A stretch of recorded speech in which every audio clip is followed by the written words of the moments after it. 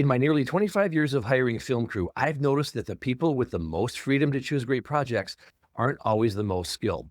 They're the ones who figured out investing. Today, I'm sharing the exact three-part investment strategy that I use to build financial security while working in our unpredictable industry. I'll break down the simple system that works specifically for freelancers with irregular income. No finance degree required.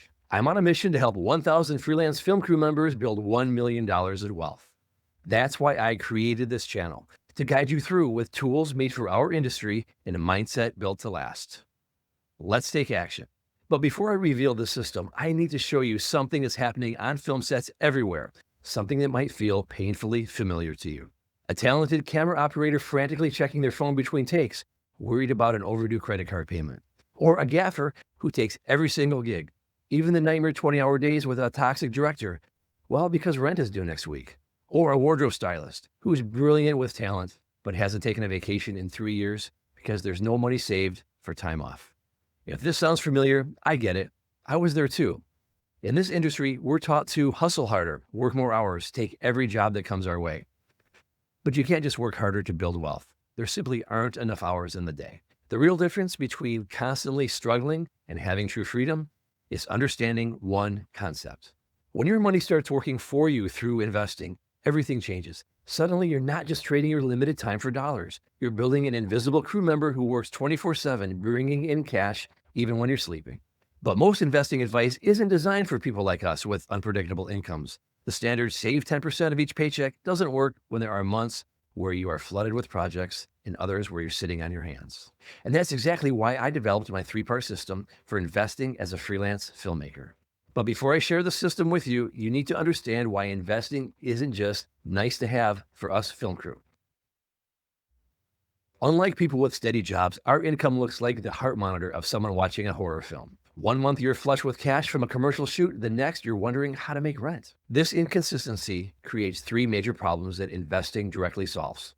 First, when work slows down, and it always does, investments can provide income to fill those gaps. Imagine having money coming in even when you're not on set. Second, we don't have employer retirement plans, no 401k, no pension, nothing.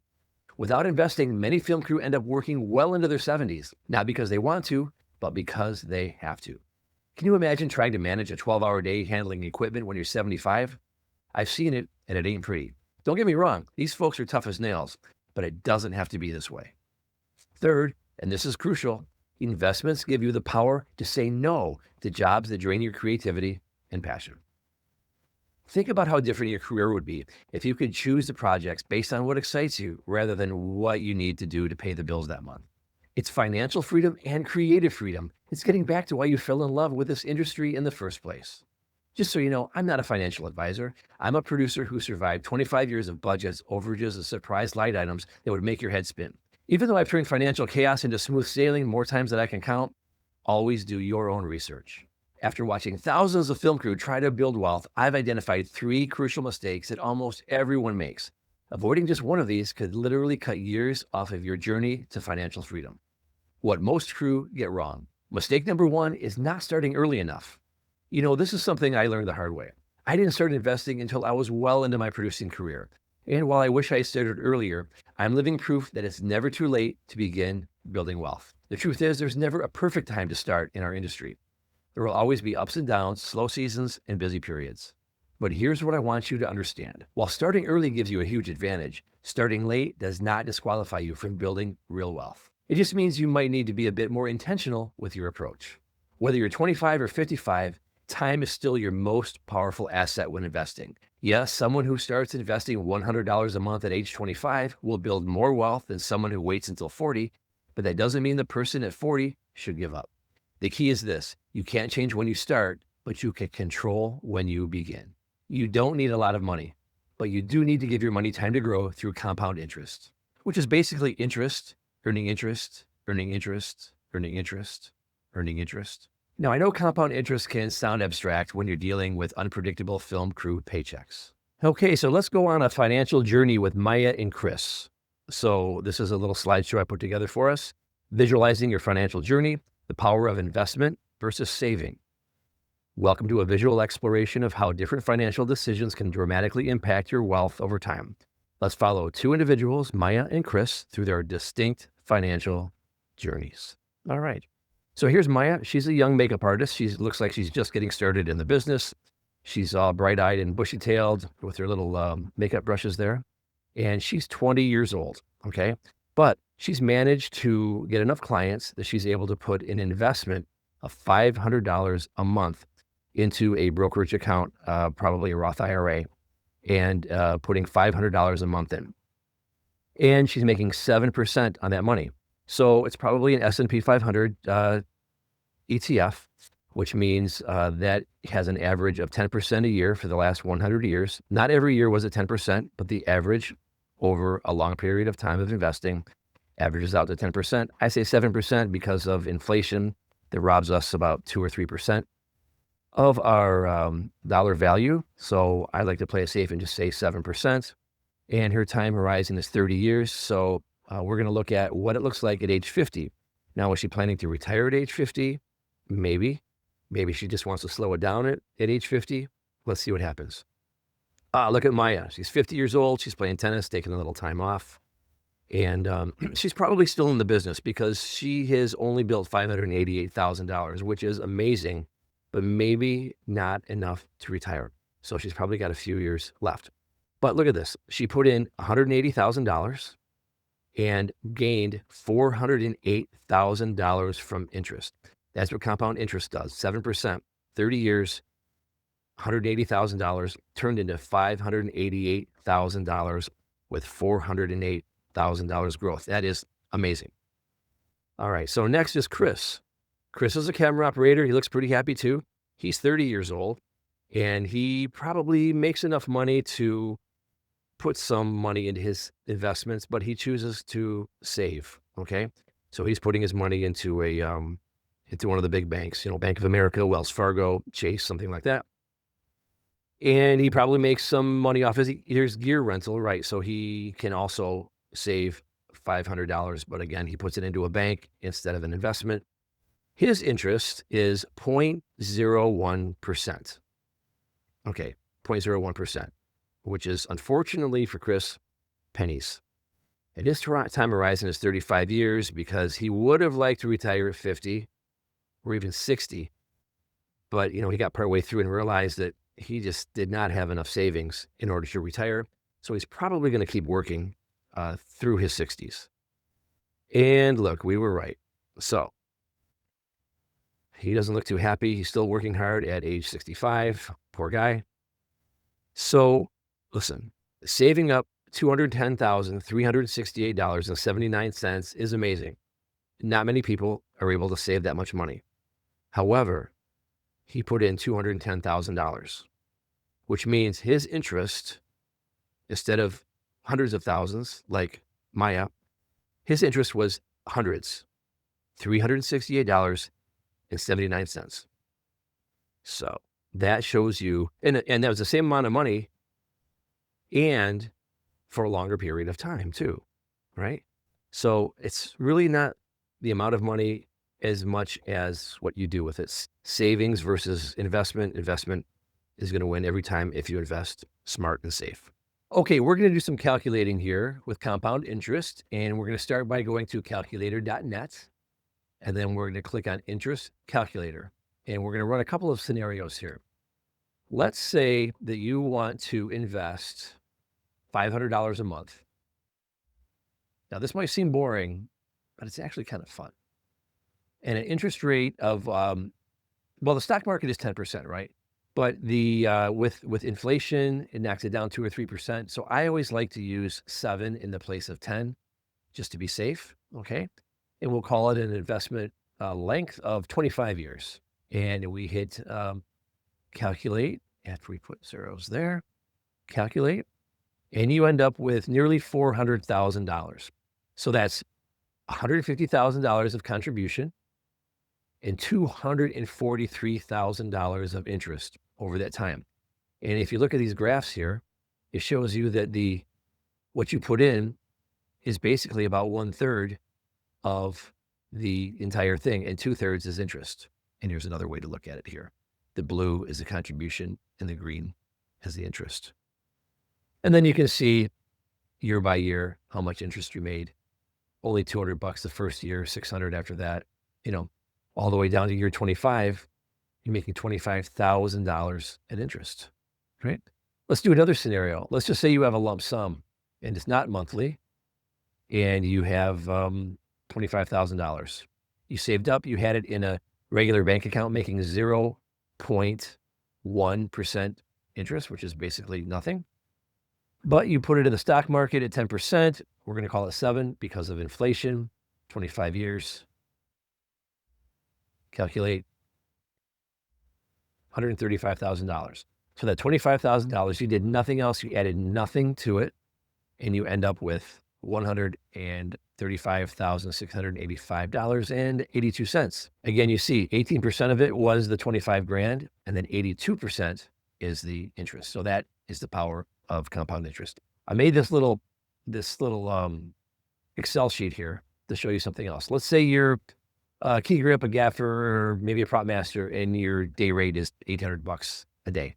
And you decide that you're going to devote 1 day a month to investing, okay? One of your gross paydays. So let's say $800. So month 1, you made $4, no big deal. $10 on month 2, but as you see it increases, right? Then by the time you get to the 18th month, you've actually earned $800 in interest. So they think, well, that's great. Every 18 months, I make $800. I can live with that. So that means 36 months, another 800, so 1,600.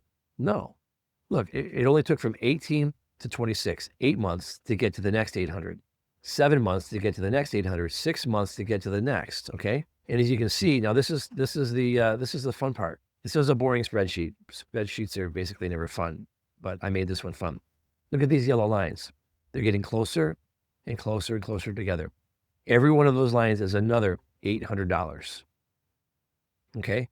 Until year 5 and 6, they're basically on top of each other. Every other month, you're making about $800. Now, here's a milestone.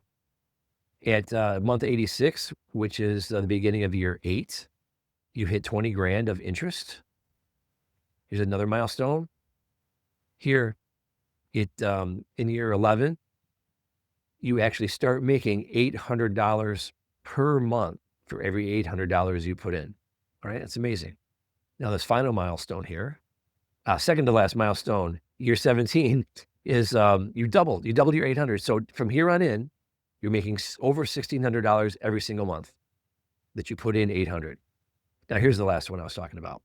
It's the tipping point here. You have put in 180,000 over the course of 19 years, and you have $180,000 in interest. It's amazing. Now, there's ways to accelerate this. You could put more money in per month. I mean, 800 is just 1 day. Maybe you want to put 1,000. Maybe you want to put 2 days of pay in. Or you start with something like you have 25 grand or you have 10 grand. You put that to start, then that money will accumulate interest along with the money that you put in over X amount of years, in this case, 25.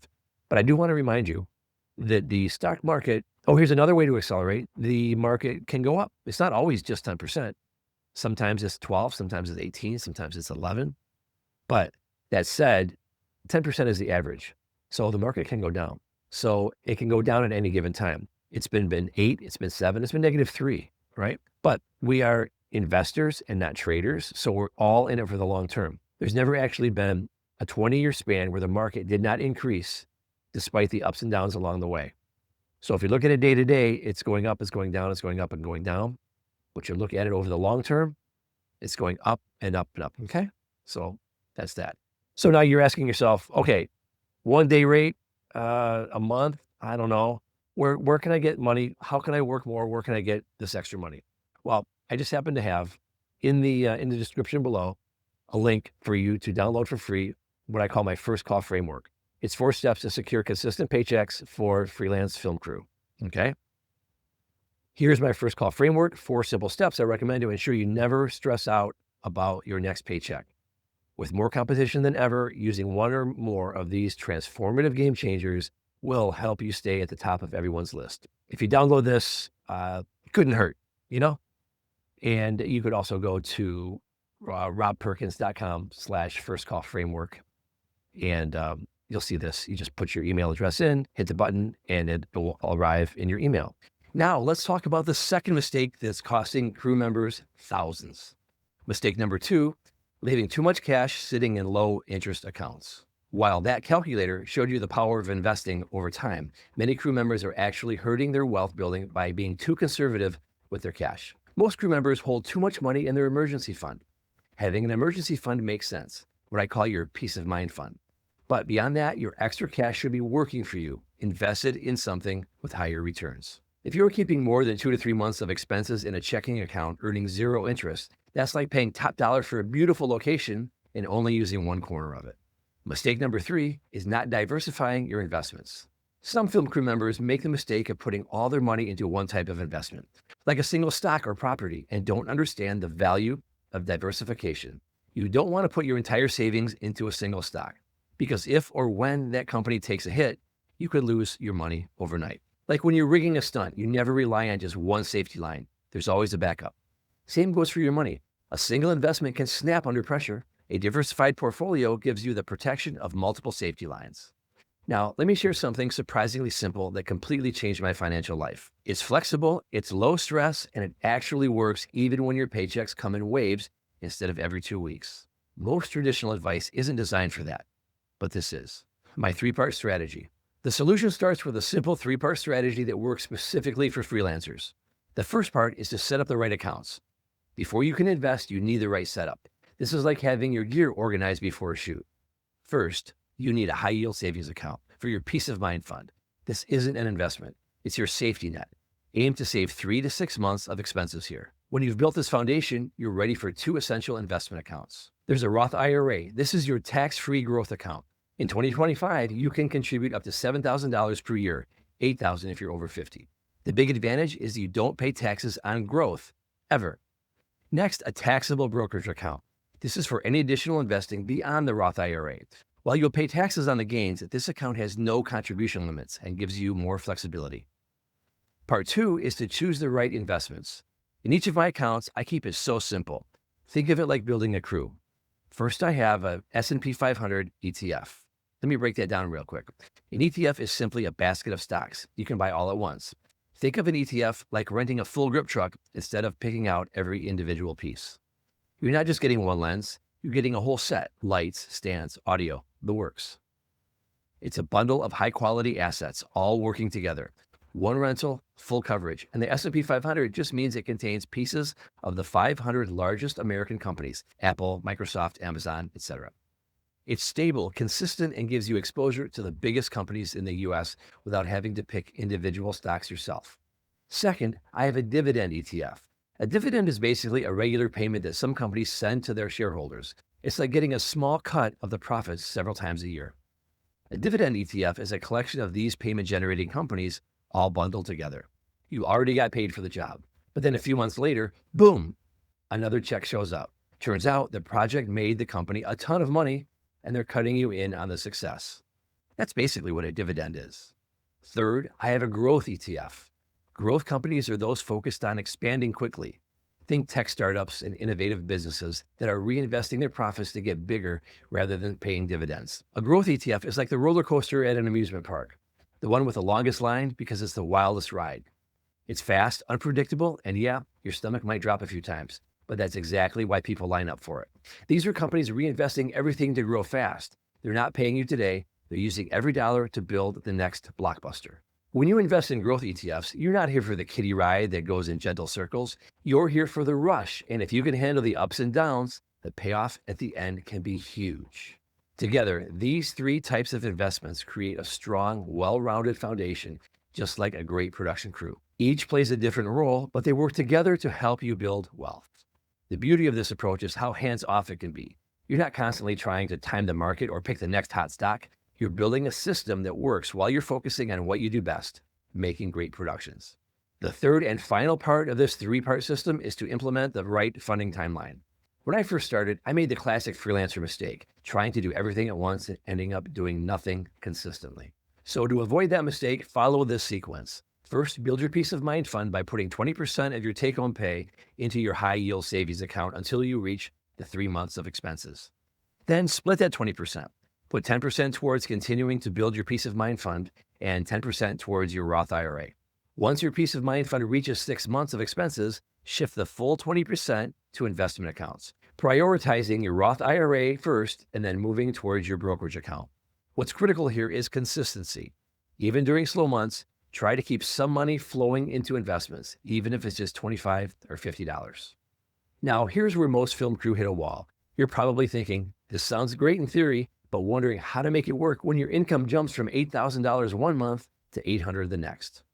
This is exactly where most film crew get stuck, and precisely where I discovered a counterintuitive approach that works with our feast or famine cycles instead of fighting against them.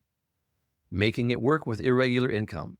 Here's how to apply this strategy to our unpredictable film income. First, you need to know your baseline numbers.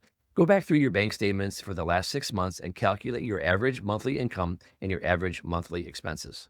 No matter what you make in any given month, whether it's a slow $2,000 month or a $10,000 commercial shoot, you immediately distribute your income using these percentages. 50% goes into your essentials account, that's rent, utilities, groceries, insurance.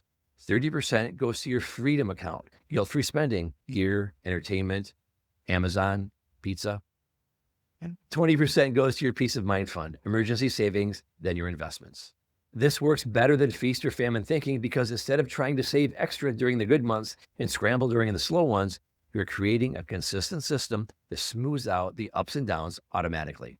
During an $8,000 month, you're putting $1,600 towards your peace of mind fund. During a $2,000 month, you're putting $400 towards it. The percentages stay the same, but your accounts adjust naturally to the income flow. The beauty is that your essentials account builds up a buffer during good months that carries you through the slower months while you keep building wealth consistently. Set up your automatic transfers for these percentages the day you get paid. Don't wait to see what's left over. There'll be nothing left. What if you have debt? That was my situation too. I systematically reduced debt over time using the snowball method. I paid the minimum payments on all of the debts except the smallest. I aggressively paid that one as much as I could, as fast as I could until it was paid off. Then I moved that payment to the next card and added it to the minimum payment on that one, continuing until they were all paid off. The key breakthrough came when I realized this. Once my debts were paid, I took that money I was accustomed to putting out monthly and redirected it towards gaining wealth, either into my high yield savings or investments, depending on what I needed at the time. That's how I went from paying interest to earning it. And here's a powerful mindset shift that helped me. I started treating investing like a bill that had to be paid, not an optional extra if there was money left over. Just like you wouldn't skip paying your rent, don't skip paying yourself through investing. The approach works whether you make $2,000 or $10,000 this month. The percentages adjust automatically to your income flow. Remember, investing isn't about getting rich overnight.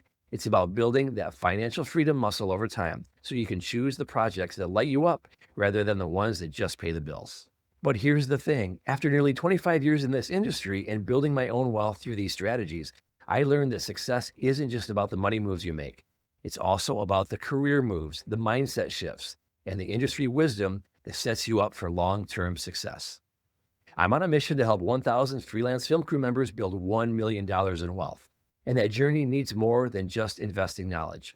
It needs the kind of hard-earned lessons that only come from decades in the trenches. If you want to fast-track your path to building wealth and a sustainable career, watch this video next. 10 lessons learned after 25 years as a freelance film crew member. Thanks for watching. Stay focused, stress less, and build wealth. That's a wrap.